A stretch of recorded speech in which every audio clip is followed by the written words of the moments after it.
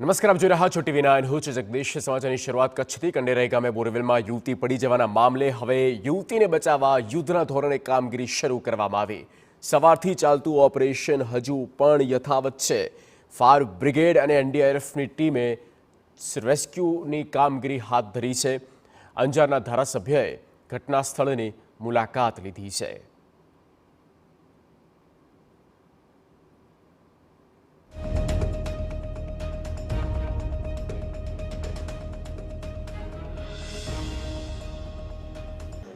યુદ્ધના ધોરણે દીકરી માટે બચાવની કામગીરી શરૂ કરી.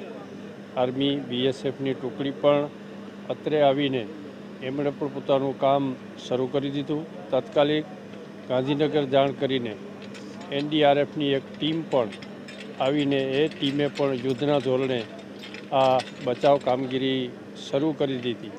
સ્વયંસેવી સંગઠનોના આસપાસના લોકોએ પણ અને ખાસ તો મીડિયાના મિત્રોએ પણ આ ઘટનાને ખૂબ જ રીતે લોકો સુધી પહોંચે, જાગૃતિ ફેલાય